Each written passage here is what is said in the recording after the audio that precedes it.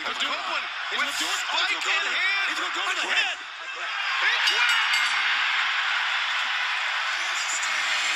The winner of this match and new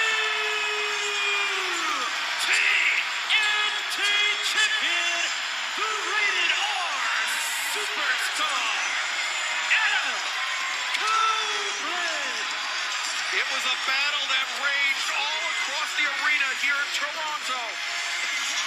And a battle that ended when Christian Cage said those two words, I quit. And Adam Copeland was going to hit him in the head with Spike. He was going to hit him right in the head with Spike, and that's why he said, I quit. But I mean, think about why Copeland would have done that. The depraved acts that Christian Cage resorted to in defense of his TNT championship, throwing 40 years of friendship just out of the window. Yo, party peeps, what is up? It's your boy, the best gabber in the biz. What an incredible episode of Dynamite that we had here tonight from Toronto and Coca-Cola Coliseum. So much amazing stuff went down tonight. The Rainmaker is now dripped in Continental title gold. The Rated R superstar takes down the Patriarchy to win his second TNT title. Mercedes Monet and Willow Nightingale are on a collision course, and huge matchups for next week between the Aerial Assassin and Kazuchika Shibata and Swerve vs. Takeshita. Guys, don't worry. Everything that happened here on the show tonight, you're going to hear right here and right now, because the newest episode of The Gift of Gabe, get ready to like and hit that subscribe button. Covering tonight's Dynamite starts, I'm thinking, right about now, bruv. Sit down, shut your mouths, And watch The Gift of Gabe.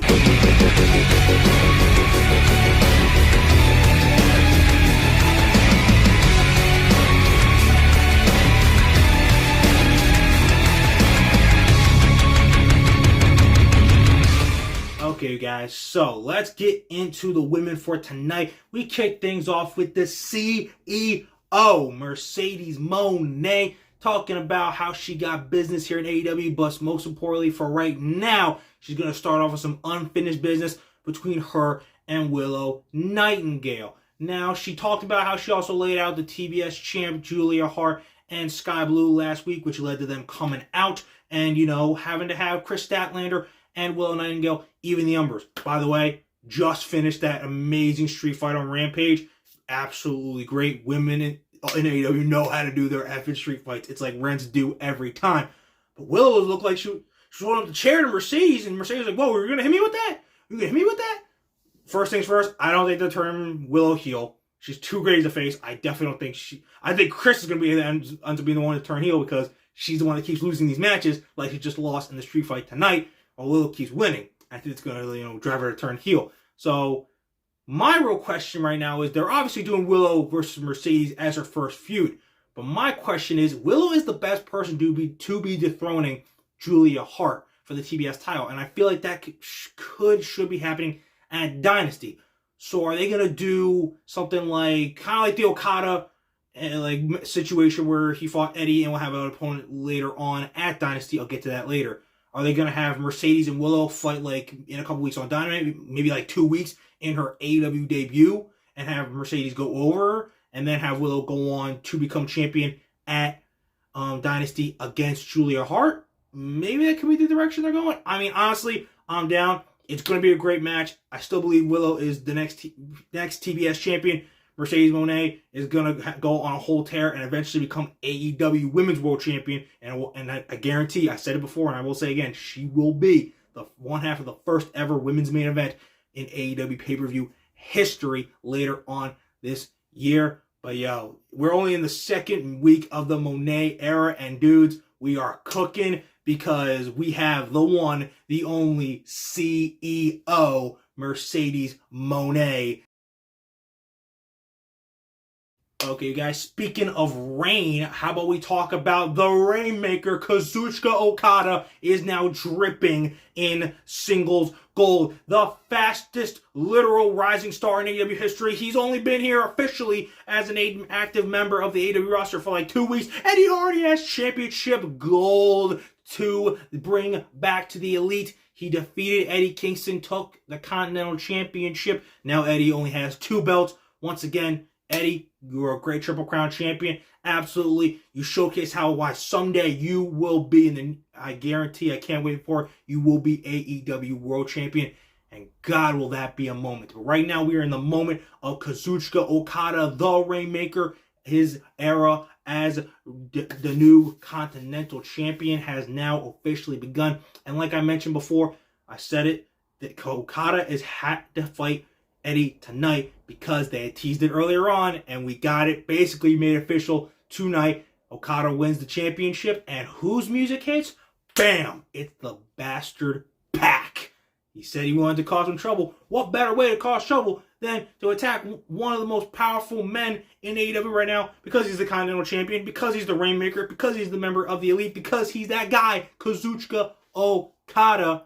So now we can begin the setup in just a month away for Okada, the Rainmaker, versus Pac, the Bastard, for the Continental Championship. Now look, the Rainmaker, Kazuchika Okada, is going to be winning, and most likely Matthew and Nicholas Jackson will be winning this tourney and bringing the tag titles back home to the Elite, and they'll all be dripped in gold. But it doesn't mean that we can't have a total banger of a match between these two generational athletes, stars of pro wrestling, for the Continental title. And that's what we're going to get when, sorry Pac, Okada's going to make it rain on you with a big fat L at Dynasty. Okay, guys, before I get into the last bit of greatness that happened tonight on Dynamite, how about we talk about the greatness that's coming next week? First off, Osprey cut an amazing promo again. Is showing more and more by the day why he is that guy and why he honestly is going to be winning that AEW World Championship at All In 2 in the main event, because the Billy Goat bruv cannot be stopped. And he said it. Yo, Brian, you said I can't fill your shoes? I'm about to prove to you that I can, because anything you can do, bro, I can do better. You just fought Katsuyori Shibata, right? Great match. Everyone needs to go study it if you're a young pro wrestler coming up in this business, because that's pro wrestling. But I'm about to outdo you. So Shibata, come face me next week and let's beat each other's asses. Holy shit, that's going to be incredible. And just when you thought we were done, after Swerve, laid out the Butcher and said he wanted a world title shot to Joe, and Joe was about to give it to him, that scumbag, that bald douchebag, Don Callis, came out to interrupt, but we got something great out of it. We will now have Swerve versus Takeshita for the first time ever next week. Guys, I gotta be honest, I've never been so happy to ever have to file a complaint with AEW to be like, yo, y'all about to make me break my jaw watching these hard-hitting bangers every single week. Holy freaking crap. It's gonna be incredible. But guys, I already know this is going to play out. Swerve going to win. Osprey going to win. Because those two right there are our next AEW World Champions. But before then, we got to get Swerve crowned at Dynasty. And we got to get Osprey the win over the American Dragon himself, Bryan Danielson. Because then, now, and forever, especially right now, bruv, whose house? Swerve's house. Alright guys, let's get into the reason we were all here tonight in Toronto. It was Adam Copeland versus Christian Cage, Part 3. The rivalry had to end, and it was in an I Quit match, and damn it was it great. First off, Toronto crowd, great all freaking night, and the icing on the cake wasn't even just during this match, it was during freaking Adam Copeland's entrance. They were singing along to his music like Chris Jericho, freaking Judas was being sung along to the entire time. It was incredible, and these guys showed the F out. Tell all the ears to screw themselves with Adam Cole and be like, yo, he's being treated like this, treated like that. Guess what? He's the new TNT champion, because after fighting in the penalty box with a Bruins jersey and a Blue Jays jersey, these two beat the crap out of each other all over the Coca-Cola Coliseum, and we brought out steel chairs, ladders, putting people through tables. Hell, Nick Wayne and Killswitch showed up, but a little taste of Daddy Magic and Daniel Garcia had to come even the odds. And once some handcuffs got involved and some spike to the nuts, at the end of the day, Christian Cage had to say I quit. and Adam Copeland is the new two-time now TNT champion. Now, Christian Cage will then now and forever be the greatest TNT champion of all time. I'm sure he will hold gold here in AEW again someday. Kind of cross my fingers because, dude, let's be honest, he's in the prime of his career. Would any of us really complain about Christian Cage someday being AEW World Champion for like a solid 3-4 months? I damn sure wouldn't. Dude is absolutely cooking. So I really wouldn't mind it. But he'll be all right. In terms of Adam Copeland, no problem with him winning. I thought Christian was going to, but Copeland, honestly, he'll have a nice fun, maybe 2-3 month reign. But I think the significant part of Daniel Garcia being the one to hand him that TNT championship, put it on his shoulder, is because I think Daniel Garcia is going to be the one to dethrone Adam Copeland somewhere down the line for that TNT championship. Maybe double or nothing. Double or nothing. It's possible. Maybe like All In if he's there for that long as champion. But point is, Adam Copeland, he killed it tonight. He's been killing it. He's been having fun. And he's got to shove that down all you hater freaking throats who are really honestly never really fans of him in the first place. Oh, he looks so miserable. But guess what? 2-time TNT champion, booked like $1 million. Congratulations, Adam Copeland, the rated R superstar, conquers the patriarchy tonight. And I do think that we know you now, man. You are now officially Adam Copeland, two-time TNT champion.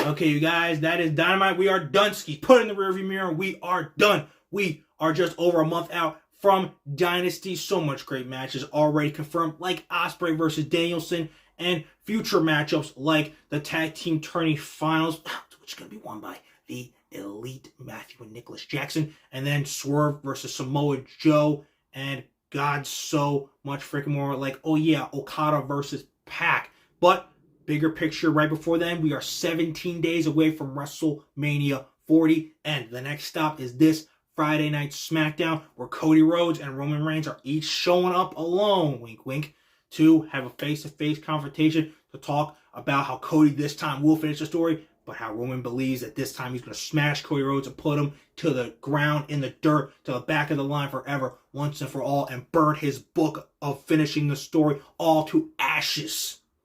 And we're going to have the freaking finals and get it all done for the SmackDown Tag Team Title tourney for New Catch Republic or LWO. And then Grayson Waller and Austin Theory will take their first steps to getting into this ladder match, because A-Town Down Under got to rock it here in Philly. Guys, you're not going to want to miss any of these shows. You're definitely not going to want to miss what your boy, the best Gabber in the biz, has to say afterwards. So, like I said before, keep on liking, keep on subscribing, and keep on remembering that when it comes talking wrestling, who better to gab with than Gabe right here.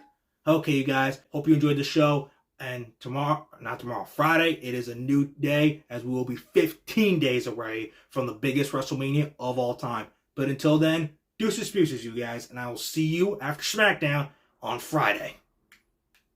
Until then, chin up, tits out, line.